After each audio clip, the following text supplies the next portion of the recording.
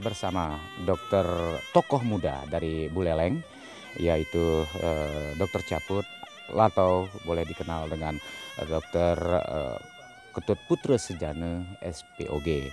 Beliau akan mengupas secara gamblang menurut sisi pribadi beliau bagaimana yang namanya wabah pandemi corona ini dari segi filosofinya. Mudah-mudahan ini bisa bermanfaat untuk Semeton Bali, Semeton Buleleng.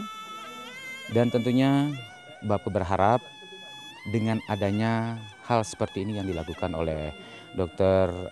Ketut Putra Sedana SPOG alias Dr. Caput bisa membuka sedikit gambaran wawasan tentang pandemi corona yang tengah melanda jagat dunia ini. Untuk itu jangan kemana-mana, tetap stay tune di sini bersama Dr. Caput alias Dr. Ketut Putra Sedana SPOG.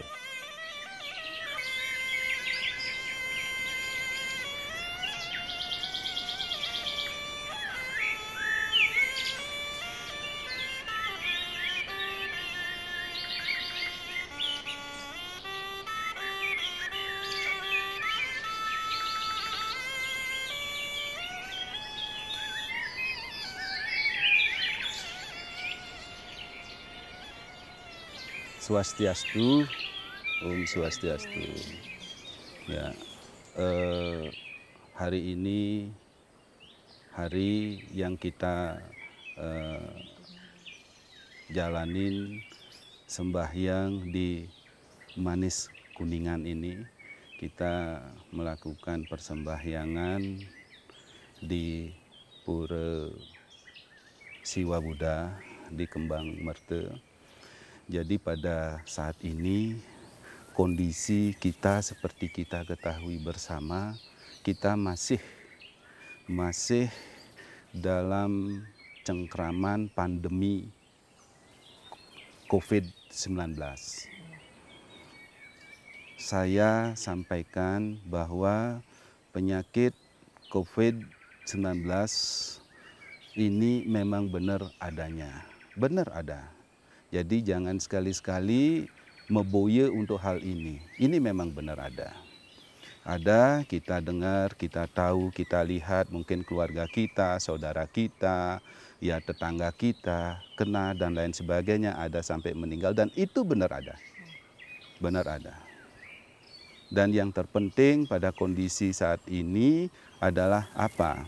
Kita mengetahui apa sih sebenarnya penyakit ini, corona ini, dan ada makna apa sih di balik corona ini untuk kita pahami, untuk kita sadari. Penyakit ini memang benar ada. Tetapi dengan adanya penyakit ini, kita tidak perlu terlalu khawatir, terlalu cemas, terlalu berpikir negatif, karena kita menyadari bahwa dan tahu juga baik dari berita maupun dari informasi-informasi yang bisa kita dapat di media sosial bahwa berita-berita simpang siur ini dan ini yang menyebabkan ketakutan. Sebenarnya adalah penyakit corona ini, COVID-19 ini adalah penyakit dengan kesembuhan yang tinggi. Dikatakan bahwa kesembuhannya hingga 94%. Ada yang mengatakan kesembuhannya 80-90%. Yang sebenarnya bahaya daripada penyakit ini adalah ketika kita terlalu cemas, terlalu khawatir, panik, emosi, marah, karena penyakit ini justru yang akan memperburuk daripada kondisi dan mempermudah kena penyakit corona ini. Penyakit corona ini yang memang kita sudah ketahui bersama bahwa penyakit ini yang ditimbulkan oleh virus dengan gejala-gejala panas badan, batuk, pilek, dan terakhir sesek, yang tentunya ini yang merusak daripada paru-paru, yang menyebabkan terjadinya gagal nafas, akhirnya meninggal. Ini berproses. Pertama, di masyarakat masih banyak yang menganggap ketika pemeriksaan yang dilakukan dengan rapid test yang sebenarnya hasilnya itu adalah reaktif maupun non-reaktif. Tetapi masyarakat banyak menganggap ketika reaktif sudah positif, COVID itu belum tentu. Masih berproses. Tetapi yang paling dalam lagi, paling penting lagi untuk diketahui adalah bahwa corona adalah makhluk hidup, virus yang kita ketahui setiap makhluk hidup memiliki getaran-getaran. Getaran daripada corona adalah 5,5 Hz. Corona ini tidak aktif pada getaran 25,5 Hz. Pada kondisi tubuh kita, pada kondisi yang menyebabkan getaran tubuh kita menurun adalah apa? Kepanikan, kemarahan, kebencian, berpikir negatif, kesombongan, keserakahan. Ini menurunkan Hz kita, getaran ini. Bahkan dikatakan getaran ini hingga 0,8 sampai 2,2 menurun sekali. Dan inilah sebenarnya makanan daripada corona ini. Di dalam tubuh kita ketika kita terjadi kecemasan, kekhawatiran, kepanikan yang berlebihan akan terjadi proses yang namanya cytokine storm kalau di bahasa medisnya. Inilah yang akan merusak paru-paru. Dan begitu sebaliknya ketika kita menghadapi masalah ini dengan tenang, kesabaran, kemudian tidak panik, ya, tetap berpikir positif, justru ini meningkatkan dari Hz kita, getaran kita yang tentunya mencegah masuknya, mencegah virus yang akan berdampak buruk kepada kita. Dan banyak yang bertanya, ketika dalam kondisi seperti ini, apa yang harus kita perbuat? Tidak bisa kita berbuat apa-apa. Ingat, meskipun tampaknya kita tidak bisa berbuat apa-apa, doa yang luar biasa, doa yang tulus, ikhlas, ternyata ini meningkatkan getaran yang ada dalam tubuh kita. Getaran Hz itu meningkat hingga 150 sampai 350 Hz. Sehingga dengan doa yang tulus akan memudahkan atau memperkuat daya tahan tubuh kita sehingga kita bisa tercegah dari bahaya COVID-19 ini. Di samping itu getaran kita pun juga akan bisa membias ke sekitar kita. Ingat, doa ibaratnya payung, di mana doa ini tidak akan bisa menghentikan hujan itu. Tetapi pada mereka yang dengan doa, kita sudah terpayungi, minimal dengan doa, kita akan tidak kena basah akibat hujan tersebut. Doa tidak menghentikan hujan dan doa ini tidak akan menghentikan virus itu.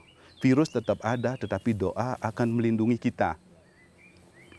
Melindungi kita dari bahaya virus corona ini sehingga kita terhindar dari penyakit corona ini.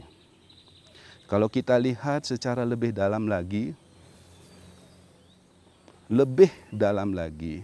bahwa inilah yang namanya zaman, akhir zaman Kali Yuga, di mana zaman Kali Yuga ini sudah terjadi zaman yang penuh dengan hal-hal yang negatif, cacian, ujaran kebencian, fitnah, perbuatan-perbuatan yang tidak baik, ujaran-ujaran kebencian ini mengotori kita, mengotori dunia kita, mengotori yang menyebabkan ini polusi.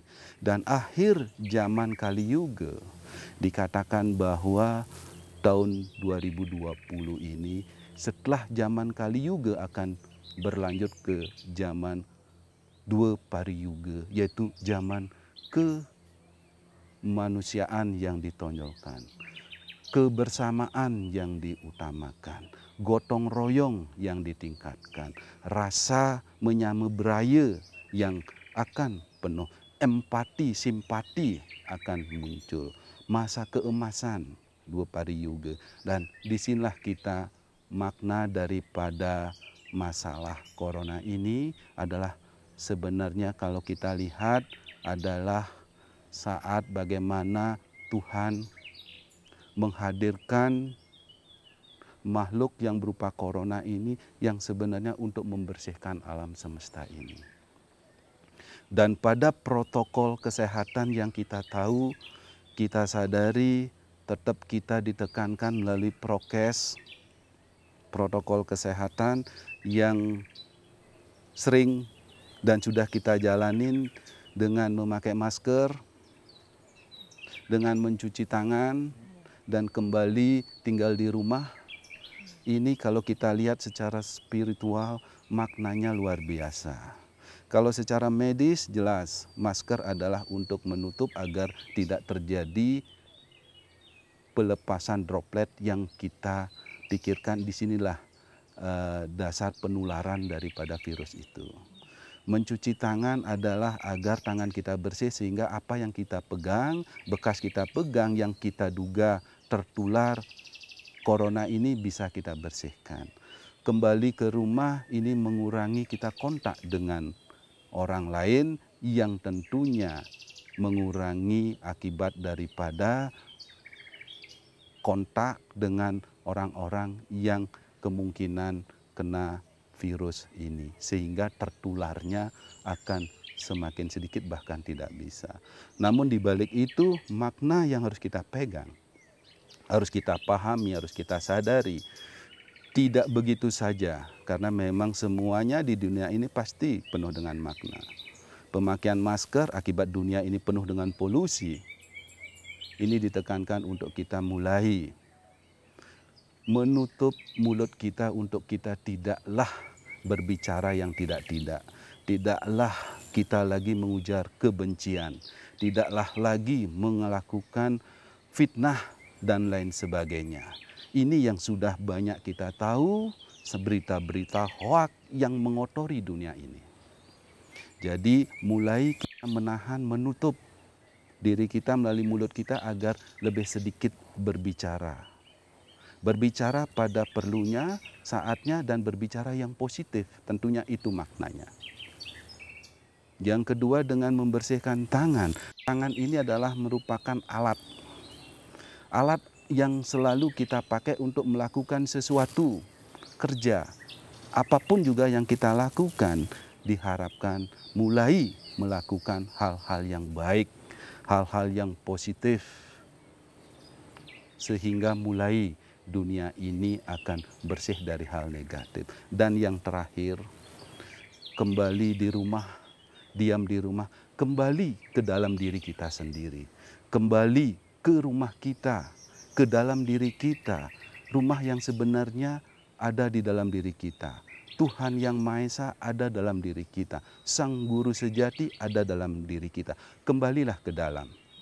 Kembali ke dalam, disinilah esensi semuanya, bahwa semuanya ini kita harus kembali dengan melakukan mulat sarira, introspeksi.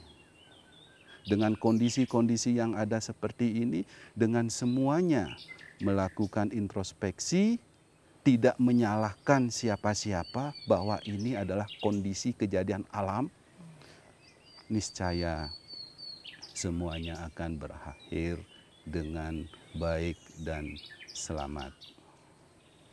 Dengan doa yang luar biasa yang selalu kita kupandangkan, dengan mulai kita menutup mulut kita dengan masker supaya tidak melakukan ujaran-ujaran kebencian, fitnah dan lain sebagainya. Dengan selalu melakukan membersihkan tangan dengan maksud untuk selalu melakukan yang baik, dan terakhir introspeksi ke dalam, ke rumah kita. Mudah-mudahan dan saya yakin dengan semuanya bisa melakukan hal ini, dunia kita, Bali khususnya akan kembali bersinar. Kembali mendapatkan anugerahnya untuk melakukan aktivitas sebagaimana biasa. Saya yakin mudah-mudahan dan tetap bersabar. Karena kesabaran ini adalah bagian dari menuju kebahagiaan. Sekian, terima kasih. Mudah-mudahan apa yang saya sampaikan ini bermakna, berguna untuk kita pergunakan ke kehidupan kita sehari-hari. Saya tutup dengan para mesanti. Om Santi Santi Santi Om.